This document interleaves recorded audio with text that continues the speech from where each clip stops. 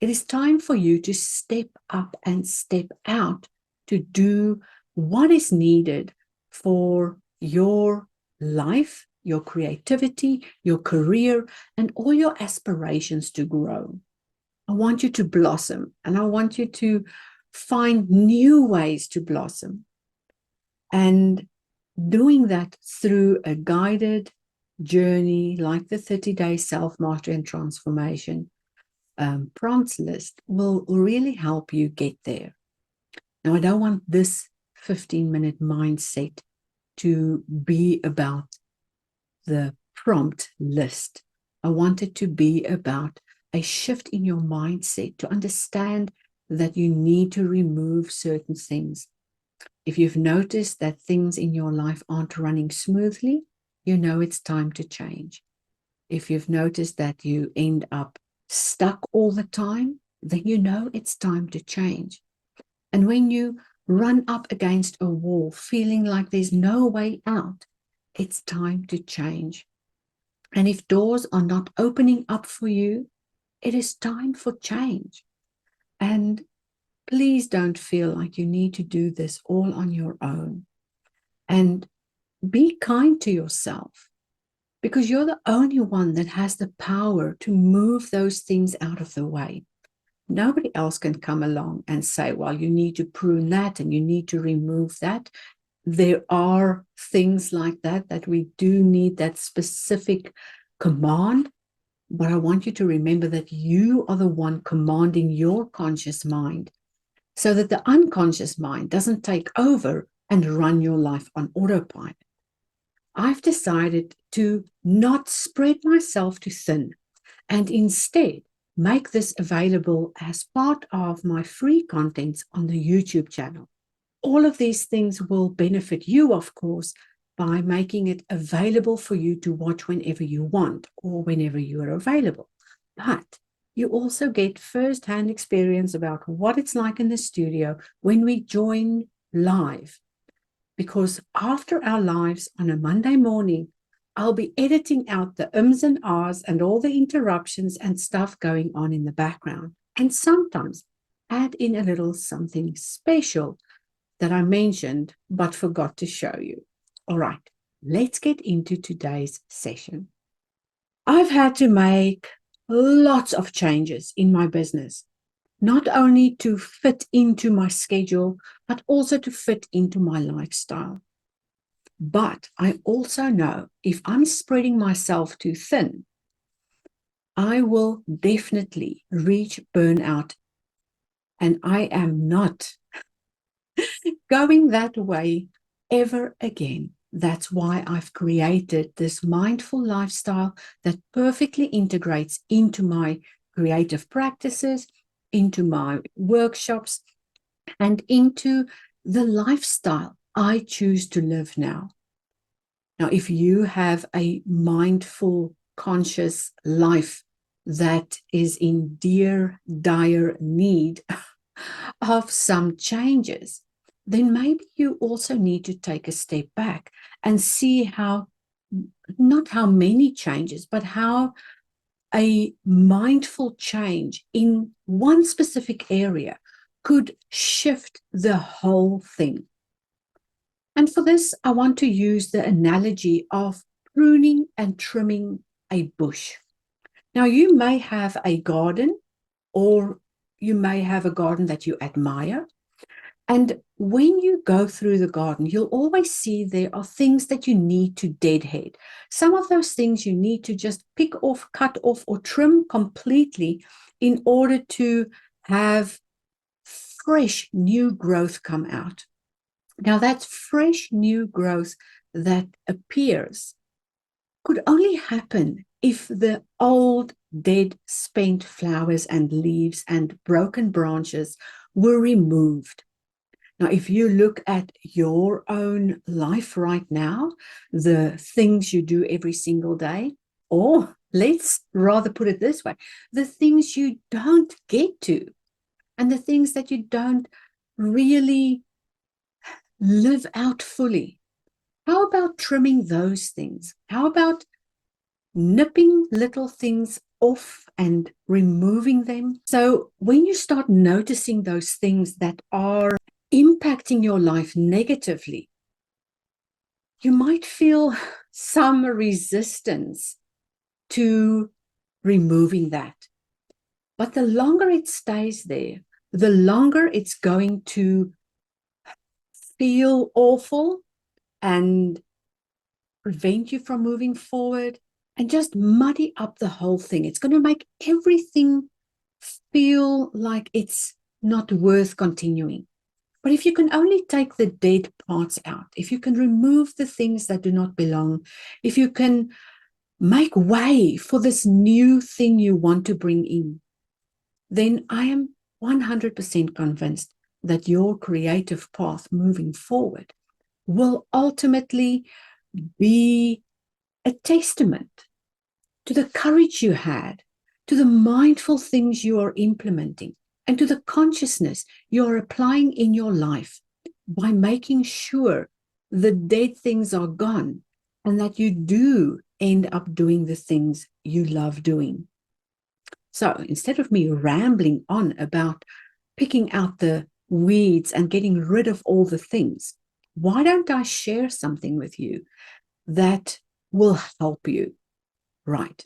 So for this month, we are all working on the 30-day self-mastery and transformation prompts. It's a companion document that you get to go through every single day as you progress through the month. You don't have to follow it religiously and go day one, tick day one, day two, tick day two.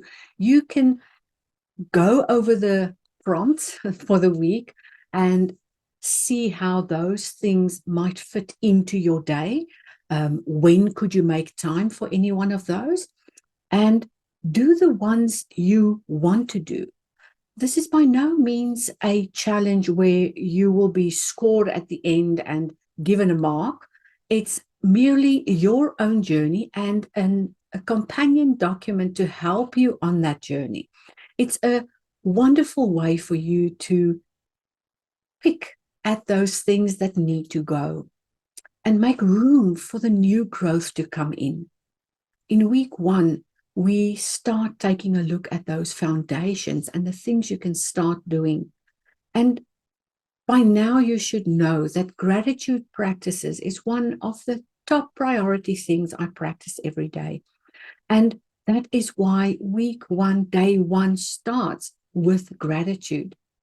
Now, whether you are going to fill a sketchbook page with colors or whether you are going to unpack a closet with clothes that don't fit you anymore, whether you are going to go out in the garden and pick out weeds, or if you're going to reset your diary or your daily schedule, or if you're going to implement something special just for you, this set of prompts will really help you and guide you on that journey. Now, I am very keen to show you how to do all these things.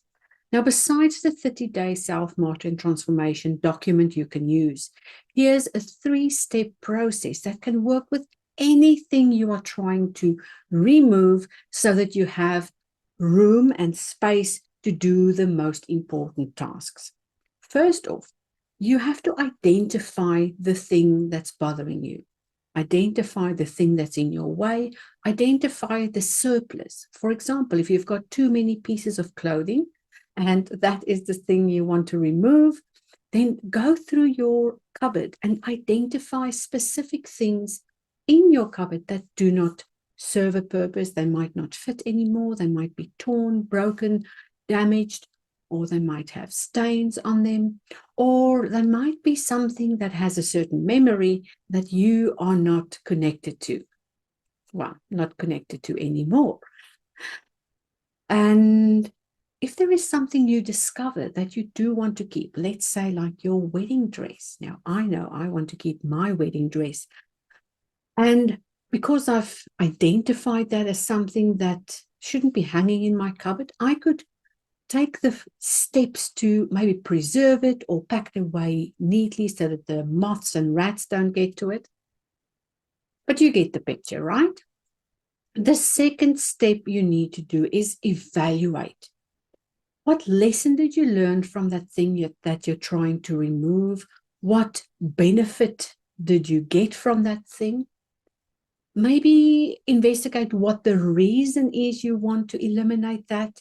And then if you want to make notes, jot it down. If you want to capture that thing, let's say, for instance, you had a stamp collection and you just want to remember that you had a stamp collection, why not take a full spread in your sketchbook or in your journals or in your creative practices and jot down the things you want to remember about that and then get rid of it. You don't have to just cut all these things out of your life without considering what the meaning was for them to be there in the first place. We're not trying to distance you from any of these things. We are trying to make space and get some of those weeds out that will help you grow and develop. Something else in this could be that you need to prioritize this set of things that you want to do. Let's say you may have 5 or 6 habits that you like to do throughout the day, but 3 of them really don't serve you very well.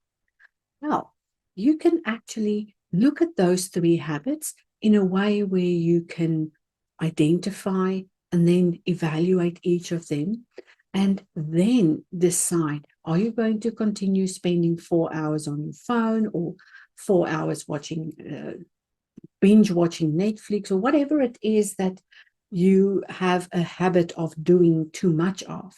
And how much of that time you could use for maybe micro learning or reading or doing the things you keep on complaining about that you never have time for. If you understand how your habits play into your day-to-day activities and how you can manage that to live a better life and to get to the things that will shift your life, then you have a really good foundation to do the next step, is to gradually phase out these things. Don't just cut it out. It's like when we prune a plant or take out weeds. There's a specific time that's really ideal to do those types of things. If you prune your roses in the middle of summer when it's blooming, then you're actually hindering their growth. But if you do a good prune in winter, it prepares the plant for the growing season in spring and summer. So your timing is really important. Don't do these things when you're already negative or already in a bad mood or already struggling. Rather work on the things you're struggling with and phase those out first before you take on a big job and do something significant, like getting rid of something that doesn't serve you anymore. So in this elimination process, you could either eliminate something completely over time, of course, or you could replace that. And let's take reading as an example. If I have a desire to read a book, but I know I just don't have time to do that. If I took 3 or 4 pages a day and then made 10 minutes to maybe read those 3 or 4 or 5 pages, then it only takes 10 minutes. And you'll see the more you do these little 10-minute practices to read those few pages, the more time you will make to do that, because that will become important. And the thing that happens to all of us and why we don't get to the important things is because we are too used to doing the things we're doing now, and therefore there isn't time to do all the other things. But if you gradually replace that bad habit with a good habit, then you'll see that you'll do less of the bad thing and more of the good thing. And over time, you've phased the bad thing out of your life. And that's how you do it. Gradually, systematically, and with great intention to what you want to do instead. All right. I hope these 3 steps helped you and that you can get rid of some of those things that you don't want to do anymore or that you don't want in your life anymore. grab that prompt list, that companion document, especially for you, and let's see how we can improve your life, improve your direction, improve your skill building, and help you get to the things you really want to do. I want to encourage you to take up at least one of those prompts this week and see how you can move yourself forward, find your way to the next thing you want to do, instead of wasting time in the things that are not meant for you anymore. All right, I'll see you in the next video. Until then, have a beautiful week and invest in yourself. It only takes 15 minutes a day to turn the entire day around. You can start anytime, anywhere, and with what you have right now. All right. See you next time.